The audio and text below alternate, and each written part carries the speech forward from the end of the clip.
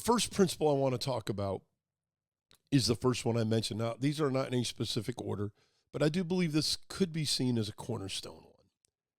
And that is number one, God is everything you are and nothing you are not. It sounds arrogant at best and maybe blasphemous at worst, right? I mean, how can we say that God is limited to us? That's what it sounds like that's saying, but that's not really true. That's not what we're saying. In fact, this principle is very, very biblical. Jesus actually said it in Matthew chapter 5. He said that we are representatives of Christ. He put it this way: people will see your good works, and then they will glorify your Father who's in heaven. That's in Matthew chapter 5. Paul puts it this way in 1 Corinthians chapter 5. He said, we are Christ's ambassadors, as if God were making his appeal through us. We are Christ's ambassadors. Now, when you look back at the time Paul is writing from, an ambassador was a representation of a far-off ruler. They were representation in a country of a ruler of another country to which they did not have direct contact. You know, they didn't have FaceTime, Zoom, they didn't have a telephone, they didn't have a way of one-on-one contact between rulers of different nations, so they would send an ambassador. And the idea was that everything that the ambassador said or did is something that far-off ruler would say or do. So he was the representative of that one. Notice, whatever he did, the ruler would do. Whatever he didn't, the ruler wouldn't do. And we are Christ's ambassadors. So we represent Christ to people who may not know him. As those ambassadors, if we're trustworthy, then God is trustworthy. If we're faithful, then God is faithful. If we're honest, then God is honest. If we are caring, then God cares. And the flip side, the negative, if we're not trustworthy, then God is not. If we're not faithful, then God is not. If we're not honest, then God is not. If we don't care, then God doesn't care. And so do you see why it's so important that we are Christ's ambassadors and that we do that well? So how does this principle apply in ministry, in everyday ministry? Well, I think it makes sense. Of course, like we said, you are Christ's ambassador. You represent Christ. We have entered into the lives of the people we serve, and we have done so under the direction or by the direction of God, but we are claiming to be the representation of Christ. We are his ambassadors. It's important that we represent him well. So in a very practical way, let me just give you how it worked for us. Every week at our Saturday Sunday school program or our sidewalk Sunday school programs, we always had a giveaway. We called it the promo. Could be a hot dog, could be a Snicker bar, could be a goldfish, like a living goldfish. It didn't matter. But we always had something we promised. Well, I'll never forget, I was in the Bronx. Mel Keaton and I were out there, and it was our first time we ever got rained out. It was pouring rain, and we had promised every kid that they were going to get a hot dog. So here it is, pouring rain. Of course, the kids don't show up, but we had promised them hot dogs. We had coolers of hot dogs that we had brought up from Brooklyn, and so we got our rosters out, and we went to every house. Everybody on our roster, that we walked up to the door, knocked on the door, and when Carlos came to the door, we said, hey, bro, this is from, it was called Yogi Bear Sunday School. This is from Yogi Bear Sunday School. We told you we're giving you a hot dog, and we're doing it. And they were shocked. And we went to every single kid's home that way. Now, the very next week, the sun was out. It was beautiful. When the kids all showed up, we said, hey, look, last week we went to your house to give you the hot dogs. We're not doing that again. No matter if it's raining, snowing, it doesn't matter. If we say we're going to be somewhere, we'll be there. We even said, because you know what, kids? God is true to his word. If he says he's going to do something, he's going to do it. So if we say we're going to do it, we'll be there. All you got to do is show up, and you'll get whatever it is we give away. Even if we couldn't run the session, they were going to get their giveaway. And guys, it worked. It was beautiful. That kids showed up no matter what was going on. But then here, years later, we're here in Indianapolis, and opening day in February, opening day for that semester was a blizzard. You know what was amazing? Every single one of our volunteers showed up. All. Why? Because they knew it didn't matter what the weather was. We were going to be going. Here's the problem. We couldn't get the buses down the streets. There was no way to get the buses through. You might go, well, that means you're stuck. No, our cars could make it. Everybody had got in. But we couldn't get down some of these side streets with these buses because they were too big. You had cars that were parked all strange. So we said, all right, everybody, here are your Snicker bars. That was the promo. That was the promise for that week. Here's Snicker bars. Go to your route and give them out. Well, Chad Michael, my son, he tells me this story. And as he knocked on one of the doors, it was the townhouse in the apartments he was at. They had some townhouse settings. He knocked on the door, and a dad yelled out from the upper window, "Who is it?" Chad Michael says, "It's Caring Place." He goes, "Caring Place? What are you doing out here?" He said, "We got the Snicker bars." The dad said, "Just a minute, I'll be right down." He came down the stairs, opened the door, and he said, "Man, what are you doing out here? It's a blizzard." Chad Michael said, "We promised the kids Snicker bars, so we're living up to our word." The dad, with the tears in his eyes, and this is Chad Michael talking. He tells a good story, but he doesn't lie to you. He said the dad looked at him and said, "This is what makes you guys different." Chad Michael goes, "What do you mean?" He goes, "You always do what you say you're going to do." And Chad Michael was able to spin that around and say, "No, God always does what he says he's going to do." You see, the principle was God is everything you are, and he's nothing you're not. So, in a very practical way, the way we dealt with it, with the giveaway, we always had the giveaway that we promised we were going to have. Second, as far as discipline, yes, I already said it, sometimes fights happened. And when they happen, you got to separate them, right? You got to put your hands on a kid. So, the rule was you always take the kid to the parent. The rule was you get to the parent with the kid or before the kid, not after the kid, okay? Because we wanted to make sure that the true story was given. But here was the key. You got to be honest. That kid knows exactly what happened. So don't start spinning your story because the kid's standing right there. So if a kid got in trouble, you had to put your hands on him. When you're driving that bus home, mom is there. You walk the kid up to the door. You say, "Hey, look, Kirk got in trouble. This is what happened. This is what I did. This is why I did it. Kirk, can you think of anything else I did? Is there anything I'm missing?" And when Kirk said no, he said, "Okay, appreciate you guys." And then you went back to the bus. You see, that way the parent knew you were being honest and the kid knew you were being honest. He might even be surprised because you weren't going to tell a lie on him to protect your own self.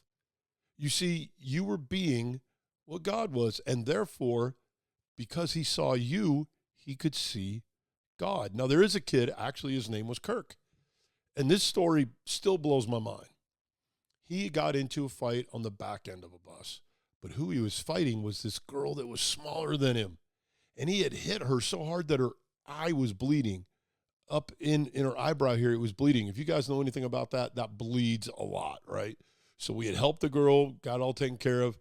And then as I'm driving them home, they happened to be neighbors. They lived across the street from each other. So I got off the bus.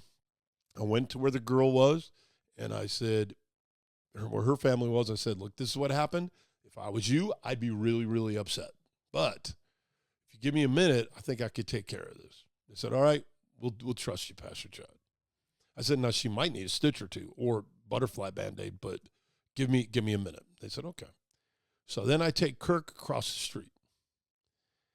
And it was his mom, his dad, and his uncle. Now, guys, uncles were the worst people to deal with because their nephews never did anything wrong. So I'm thinking, oh, boy, this is going to be difficult. But I laid it all out. I said, "Hey, look, this is what happened. This is what I did. This is what Kirk had done. This is what I did." And guys, I had gotten touchy with Kirk. What I mean is I had asked him, why'd you hit her? He said, because she touched me. So I touched him. I said, I touched you. What are you going to do to me? He said, well, she pushed me. So I pushed him. I said, what are you going to do then? Right? I kept pushing him. And when he wouldn't crack, I said, look, bro, you are acting like a too big, good for nothing piece of junk. I know your heart right now just broke. I didn't say that's what he was. I said, that's what you're acting like. And I even reiterated that to him. I said, you don't have to be that. Because in all honesty, because that's when he started to break, I said, in all honesty, I think there's something better in you than that. This had all happened back at the caring place.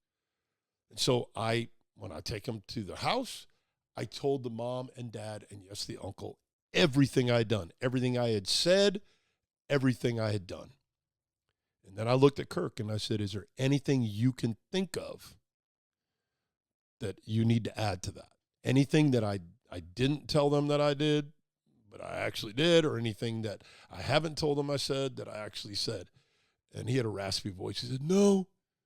And the uncle looked at him and he said, boy, we got to talk. I thought, I'm in good standing.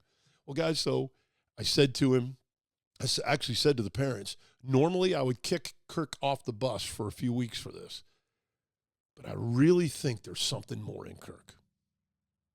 And I told that to him. I said, I already told you that. I think there's something more in Kirk.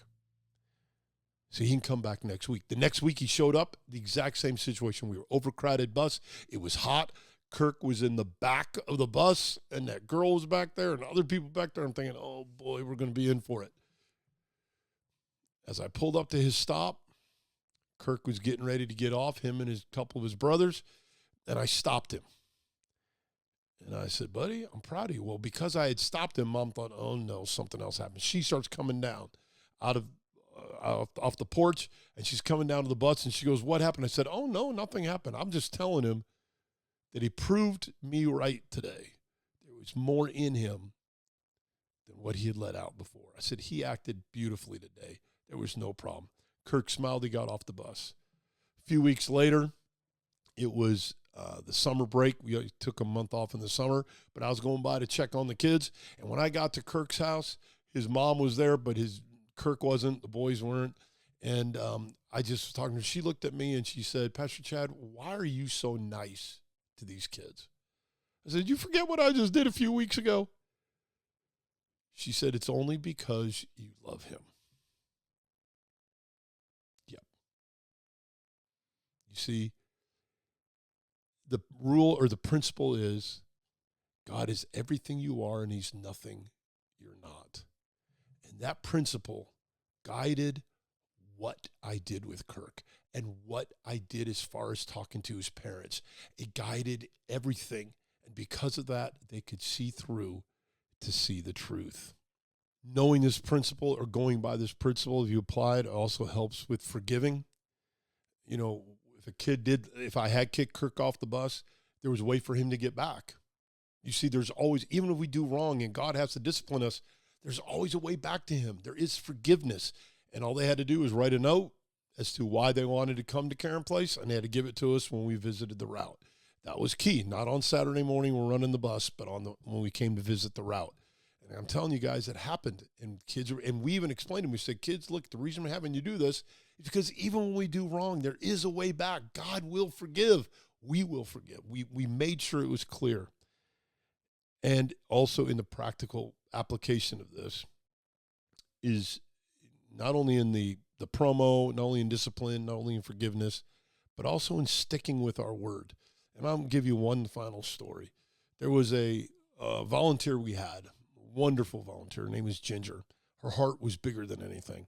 And on Wednesday nights, she would bring kids to church. And she had a van load of kids. But every time they got there, the door would open up and they just run crazy. And she would spend 20, 30 minutes trying to get them together like someone trying to, herd cats. And so she'd get them all together and try to get them into class. Well, this week she had told them on the drive in, if you guys do that again, I'm taking you home. She had told me she was going to tell them that. I said, okay. She got there.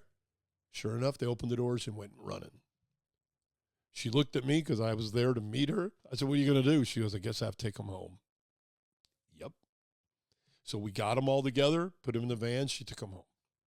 She came up to me later that Wednesday in tears. She goes, Pastor Chad, I'm not sure I did the right thing. I said, what do you mean you didn't do the right thing? She goes, they may have missed out on the message that God wanted to give them in class that night. I said, man, they got a message. She goes, what message was that? Got a message that God sticks to his word and that we can't just do whatever we want and expect God to bend to everything that we're thinking and doing, that we need to approach him the way he asks us to. They learned something about God today. These are just some examples of how that principle, God is everything you are and nothing you are not, how that principle was practically applied in our ministry. My question to you is, how would you apply that principle to your ministry? I'd love for you to take some time and think about it. And then over the next few weeks, as I get with you for coffee or even a lunch, or if just a phone call, I'd love to hear from you as to how you've applied that to your ministry, how you would apply that to your ministry. And then coming up on, I believe it's May 28th. Yeah, May 28th, when we have our monthly lunch. The theme is going to be principles that lead our ministries. Principles that lead our ministries. I'd love to hear some of the principles that are leading your ministries, not just the ones I'll be talking about, but what are the principles that have guided your ministry over the years? I'd love to hear from you because maybe we can all learn. Again, guys, love you, appreciate you. Let me have a word of prayer with you as we go. Dear Heavenly Father, we thank you for the fact that you've called us. God, according to 2 Corinthians chapter 5, that you had a ministry of reconciliation when you came, and then you've given us that same ministry. That you have, according to 1 Corinthians chapter 5, you have called us to be your ambassadors. And God, as we do things according to how you would have them done, as we're doing those good works, people will see them and they will glorify you. And God, that will fulfill the ultimate goal of all of us and all of our ministries. Now be with us throughout this week and throughout this month. In Jesus' name, amen. God bless you.